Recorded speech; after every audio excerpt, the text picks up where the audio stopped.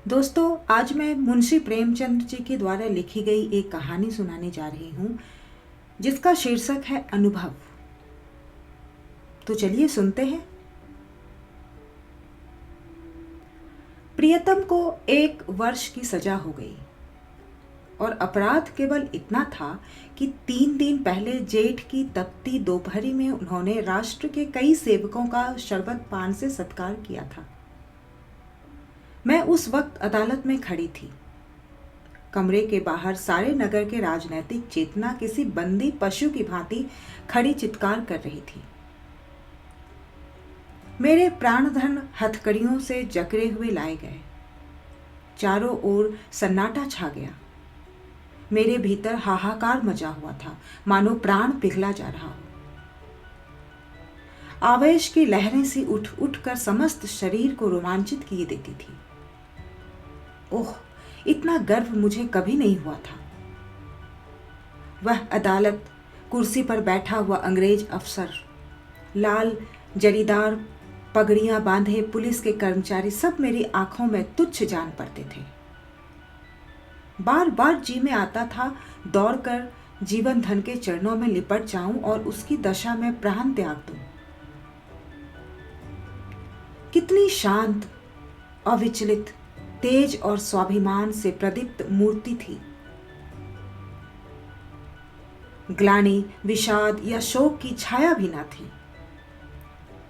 नहीं, उन ओठों पर एक स्फूर्ति से भरी हुई मनोहारिणी ओजस्वी मुस्कान थी। इस अपराध के लिए 1 वर्ष का कठिन कारावास, वाह रे न्याय, तेरी बलिहारी है। मैं ऐसे 1000 अपराध करने को तैयार थी। प्राणनाथ ने चलते समय एक बार मेरी ओर देखा, कुछ मुस्कुराए, फिर उनकी मुद्रा कठोर हो गई। अदालत से लौटकर मैंने 5 रुपए की मिठाई मंगवाई और स्वयं सेवकों को बुलाकर खिलाया। और संध्या समय में पहली बार कांग्रेस के जलसे में शरीक हुई। शरीक ही नहीं हुई, मंच पर जाकर बोली और सत्याग्रह की प्रतिज्ञा ले ली। मेरी आत्मा में इतनी शक्ति कहाँ से आ गई नहीं कह सकती। सर्वस्व लूट जाने के बाद फिर किसकी शंका और किसका डर। विधाता का कठोर से कठोर आघात भी अब मेरा क्या अहित कर सकता था। दूसरे दिन मैंने 2 तार दिए, एक पिताजी को, दूसरा ससुर जी को। ससुर जी पेंशन पाते थे, पिताजी जंगल के महकमे में अच्छे पद पर थे। पर सारा दिन गुजर गया, तार का जवाब नदारद। दूसरे दिन भी कोई जवाब नहीं आया। तीसरे दिन दोनों महाशयों के पत्र आए। दोनों जामे से बाहर थे। ससुर जी ने लिखा, आशा थी तुम लोग बुढ़ापे में मेरा पालन करोगे। तुमने उस आशा पर पानी फेर दिया। अब क्या चाहती हो, मैं भिक्षा मांगू? मैं सरकार से पेंशन पाता हूं। तुम्हें आश्रय देकर मैं अपनी पेंशन से हाथ नहीं धो सकता। पिताजी के शब्द इतने कठोर ना थे, पर भाव लगभग ऐसा ही था। इसी साल उन्हें ग्रेड मिलने वाला था। वह मुझे बुलाएंगे तो संभव है ग्रेड से वंचित होना पड़े। हाँ, वह मेरी सहायता मौखिक रूप से करने को तैयार थे। मैंने दोनों पत्र फाड़ कर फेंक दिए और कोई पत्र ना लिखा। हाँ, स्वार्थ, तेरी माया कितनी प्रबल है। अपना ही पिता केवल स्वार्थ में बाधा पड़ने के भय से लड़की की तरफ से इतना निर्दय हो जाए। अपना ससुर अपनी बहू की ओर से इतना उदासीन हो जाए। मगर अभी मेरी उम्र ही क्या है, अभी तो सारी दुनिया देखने को पड़ी है। अब तक मैं अपने विषय में निश्चिंत थी, लेकिन अब यह नई चिंता सवार हुई। इस निर्जन घर में निराधार निराश्रय कैसे रहूंगी? मगर जाऊंगी कहाँ? अगर कोई मर्द होती तो कांग्रेस के आश्रम में चली जाती या कोई मजूरी कर लेती। मेरे पैरों में नारित्व की बेड़ियां पड़ी हुई थी। अपनी रक्षा की इतनी चिंता न थी जितनी अपने नारित्व की रक्षा की। अपनी जान की फिक्र न थी, पर नारित्व की ओर से किसी की आंख भी ना उठनी चाहिए। किसी की आहट पाकर मैंने नीचे देखा। 2 आदमी खड़े थे। जी में आया पूछूं तुम कौन हो, यहां क्यों खड़े हो? मगर फिर ख्याल आया मुझे यह पूछने का क्या हक है। आम रास्ता है, जिसका भी चाहे खड़ा हो सकता है, पर मुझे खटका हो गया। उस शंका को किसी तरह दिल में ना निकाल सकती थी। वह एक चिंगारी की भांति हृदय के अंदर समा गई थी।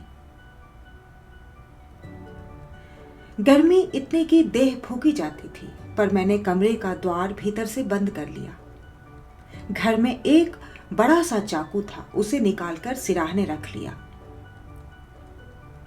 वह शंका सामने बैठी घूरती हुई मालूम होती थी। किसी ने पुकारा। मेरे रोंगटे खड़े हो गए। मैंने द्वार से कान लगाया। कोई मेरी कुंडी खटखटा रहा था। कलेजा धक धक करने लगा। वही दोनों बदमाश होंगे। क्यों कुंडी खटखटा रहे हैं? मुझसे क्या काम है? मुझे झुंझलाहट आ गई। मैंने द्वार खोला और छज्जे पर खड़ी होकर जोर से बोली, कौन कुंडी खटखटा रहा है? आवाज सुनकर मेरी शंका शांत हो गई। कितनी ढाढ़स हो गया। यह बाबू ज्ञानचंद थे। मेरे पति के मित्रों में इनसे ज्यादा सज्जन दूसरा नहीं है। मैंने नीचे जाकर द्वार खोल दिया। देखा तो एक स्त्री भी थी। वह मिसेज ज्ञानचंद थी। यह मुझसे बड़ी थी। पहले पहल मेरे घर आई थी। मैंने उनके चरण स्पर्श किए। हमारे वहां मित्रता मर्दों तक ही रहती है, औरतों तक नहीं जाने पाती।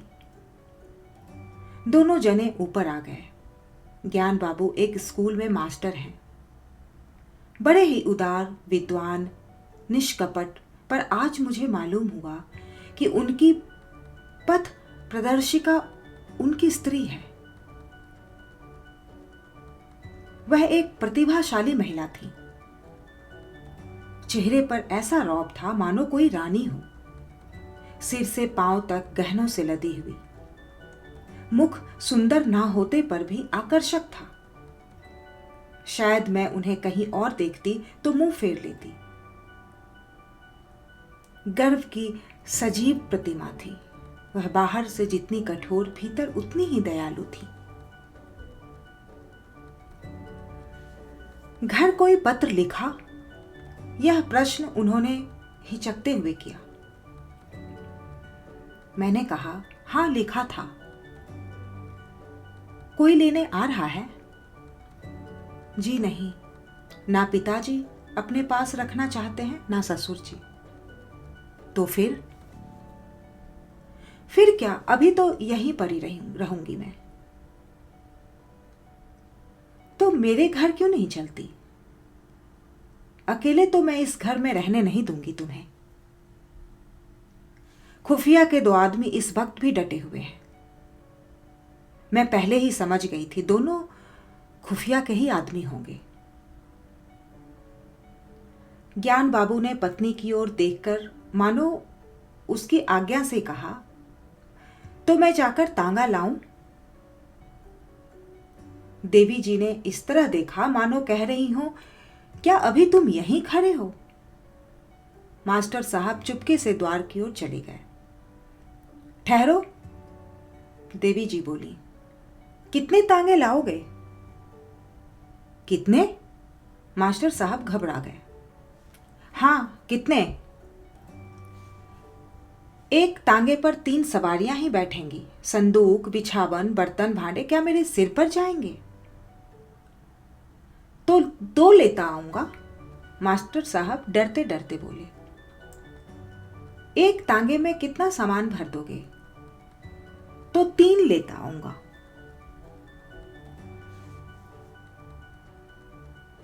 अरे तो जाओगे भी, जरा सी बात के लिए घंटा भर लगा दिया।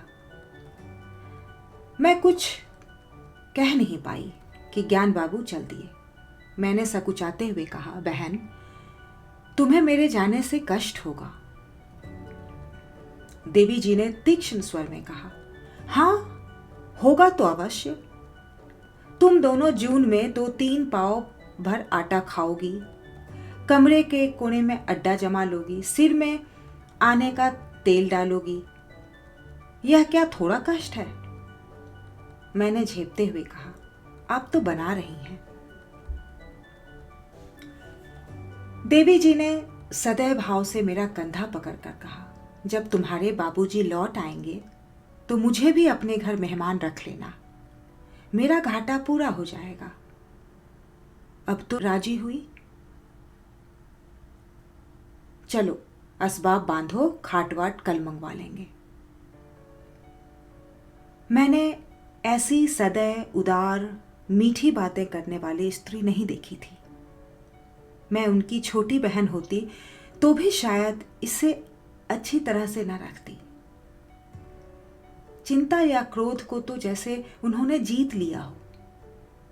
सदैव उनके मुख पर मधुर विनोद खेला करता था।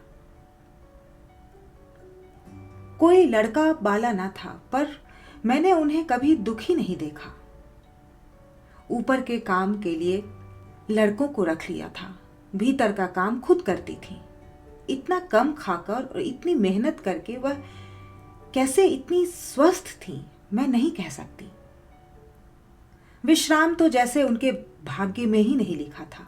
जेठ की दोपहरी में भी न लेटती थी। हाँ, मुझे कुछ न करने देती थी। उस पर जब देखो कुछ सिखाने को सिर पर सवार। मुझे यहां बस यही एक तकलीफ थी।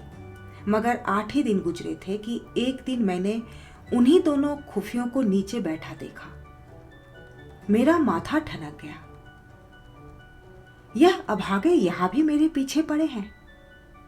मैंने तुरंत बहन जी से कहा, वे दोनों बदमाश यहां भी मंडरा रहे हैं। उन्होंने हिकारत से कहा, कुत्ते हैं, फिरने दो। मैं चिंतित होकर बोली, कोई स्वांग ना खड़ा करे।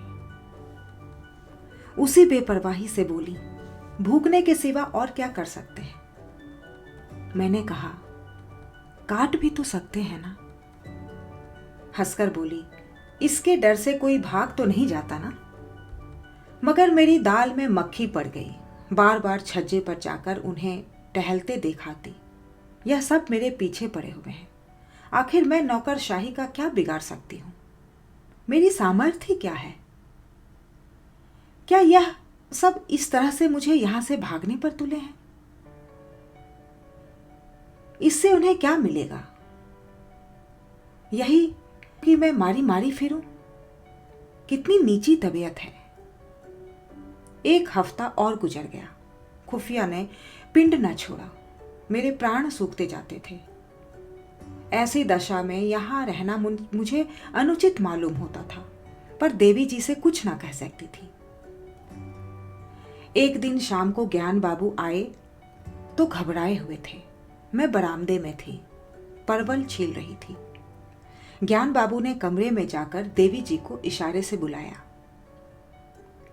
देवी जी ने बैठे बैठे कहा, पहले कपड़े वपड़े उतारो, मुंह हाथ धो, कुछ खाओ, फिर जो कहना है कह देना। ज्ञान बाबू को धैर्य कहा। पेट में बात की गंध तक ना पचती थी। आग्रह से बुलाया, तुमसे उठा नहीं जाता, मेरी जान आफत में है। देवी ने बैठे बैठे कहा, तो कहते क्यों नहीं क्या कहना है? यहां आओ। क्या यहां कोई और बैठा हुआ है? मैं वहां से चली गई। बहन ने मेरा हाथ पकड़ लिया। मैं जोर करने पर भी छुड़ा ना सकी। ज्ञान बाबू मेरे सामने ना कहना चाहते थे, पर इतना सब्र भी ना था कि जरा देर रुक जाते। बोले, प्रिंसिपल से मेरी लड़ाई हो गई। देवी ने बनावटी गंभीरता से कहा, सच? तुमने उसे खूब पीटा ना?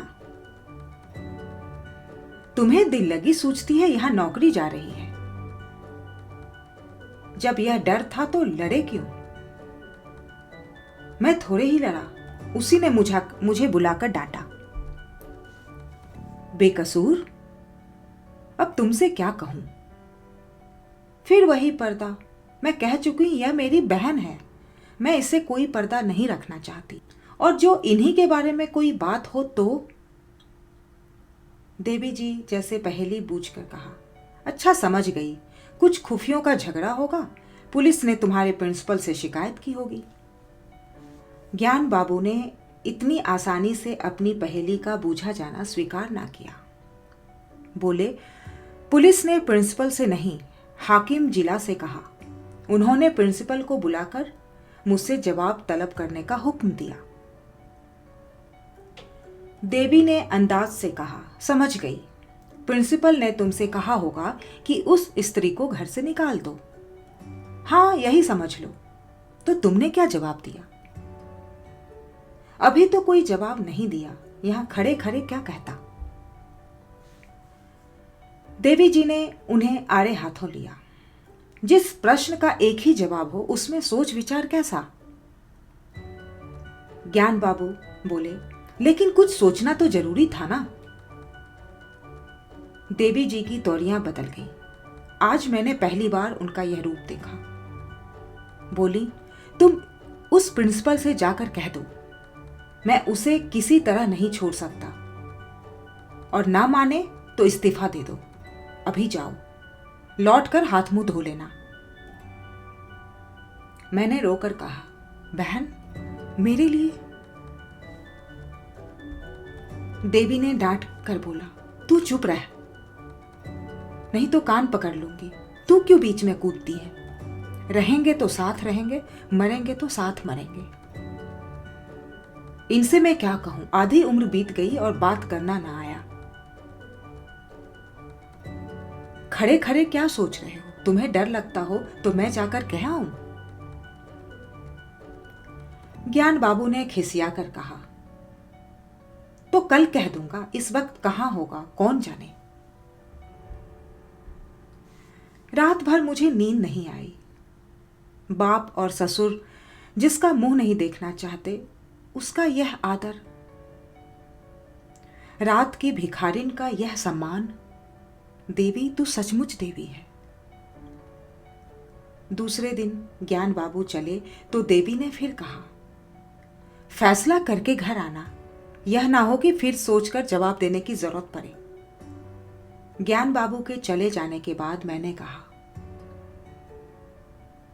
तुम मेरे साथ बड़ा अन्याय कर रही हो बहन जी। मैं यह कभी नहीं देख सकती कि मेरे कारण तुम्हें यह विपत्ति झेलनी पड़ी। देवी ने हास्य भाव से कहा, कह चुकी या कुछ और कहना है? कह चुकी, मगर अभी बहुत कुछ कहूंगी। अच्छा बता, तेरे प्रियतम क्यों जेल गए? इसलिए तो कि स्वयं सेवकों का सत्कार किया था। स्वयं सेवक कौन है? यह हमारी सेना के वीर हैं, जो हमारी लड़ाइयां लड़ रहे हैं।